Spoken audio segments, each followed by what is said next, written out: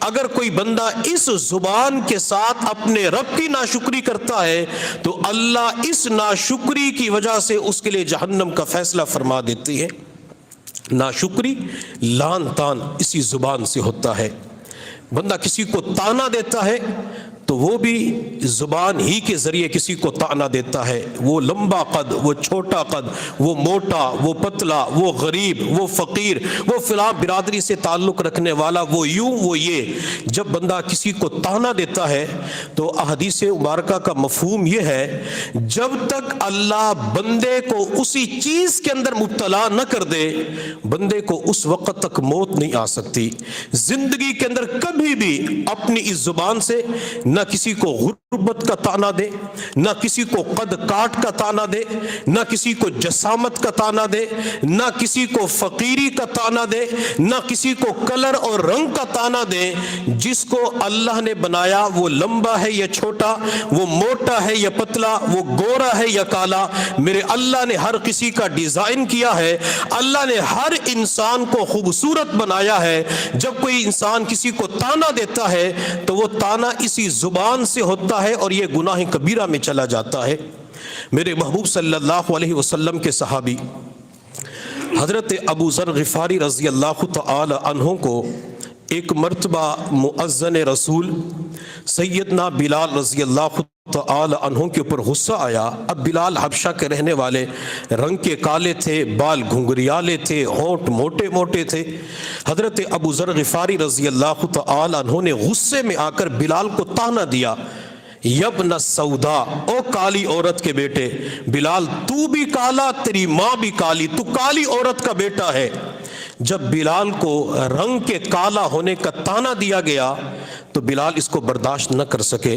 بلال کی آنکھوں میں آنسو آ گئے اور روتے ہوئے حضور صلی اللہ علیہ وسلم کی خدمت میں پہنچ گئے۔ یا رسول اللہ، مجھے ابو ذر نے طعنہ دیا ہے کہ بلال تو بھی کالا، تیری ماں بھی کالی، تو کالی عورت کا بیٹا ہے۔ میرے محبوب صلی اللہ علیہ وسلم نے فرمایا کہ بلال آنکھوں میں آنسو کیوں ہیں؟ یا رسول اللہ، ابو ذر نے ماں کا طعنہ دیا ہے، رنگ کا طعنہ دیا ہے۔ یہ رنگ کا گورا ہونا، سفید ہونا، سانولا ہونا میرے اختیار میں نہیں ہے، اللہ نے مجھے کالا بنایا ہے، میری ماں کو میرے اللہ نے کالا بنایا ہے، اور ابو ذر مجھے طعنہ دیتا ہے کہ تو کالی عورت کا بیٹا، تو بھی کالا۔ میرے محبوب صلی اللہ علیہ وسلم نے فرمایا بلال جا ابو ذر کو بلا کے لے آ۔ حضرت بلال چلے گئے اور ابو ذر کو لے کر حضور صلی اللہ علیہ وسلم کی خدمت میں حاضر ہوئے۔ میرے پیغمبر نے فرمایا ابو ذر، کیا تو نے بلال کو طعنہ دیا ہے؟ جی یا رسول اللہ، مجھ سے غلطی ہو چکی ہے، میں معافی مانگتا ہوں، میں سوری کرتا ہوں، میں معذرت کرتا ہوں۔ میرے محبوب صلی اللہ علیہ وسلم نے ایک جملہ ارشاد فرمایا، بخاری شریف کے اندر آتا ہے، انکا امرؤ فیک الجاہلیہ، ابو ذر تمہارے اندر جاہلیت کی بو پائی جاتی ہے۔ ابو ذر، یہ کسی کو طعنہ دینا جاہلیت کے لوگوں کا کام تھا۔ ابو ذر، اب تو تم مسلمان ہو چکے ہو، اب تو تم نے ایمان قبول کر لیا، اب تو میرا صحابی بن چکا ہے، میرا شاگرد بن چکا ہے، ابھی بھی جاہلیت کی باتیں ختم نہیں ہوئی۔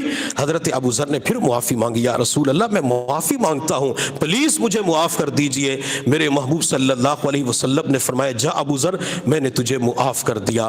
میرے پیغمبر وہاں سے تشریف لے گئے، بلال کھڑے ہوئے تھے، حضرت ابو ذر زمین کے اوپر لیٹ گئے اور بلال کی طرف دیکھ کے فرمایا بلال تو بھی مجھے اللہ کی خاطر معاف کر دے۔ حضرت بلال خاموش کھڑے رہے۔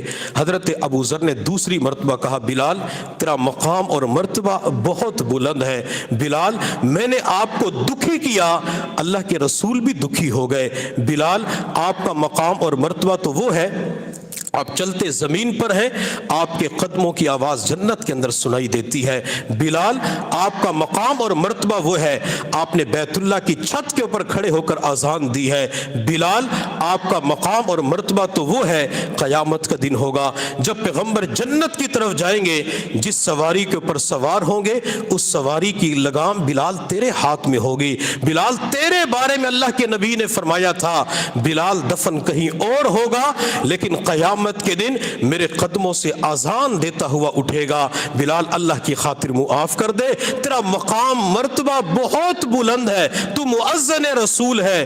حضرت بلال رضی اللہ تعالی عنہ نے فرمایا جا ابو ذر میں نے تجھے اللہ کی خاطر معاف کر دیا۔ تو ताना इसी जुबान से दिया जाता है, गीबत इसी ज़ुबान से होती है, किसी का दिल दुखाया जाता है वो भी इसी ज़ुबान ही के ज़रिए दिल दुखाया जाता है। इसलिए हमें चाहिए कि जहाँ भी रहें अपनी ज़ुबान को कंट्रोल में रखा करें। जो बंदा अपनी ज़ुबान के बारे में गुफ्तगू करते हुए एहतियात करता है वो बहुत सारी परेशानियों से महफूज हो जाता है। हमारे मशाइख फरमाते हैं पहले सोचो फिर बोलो, और बाज़ मशाइख फरमाते हैं पहले तोलो फिर बोलो।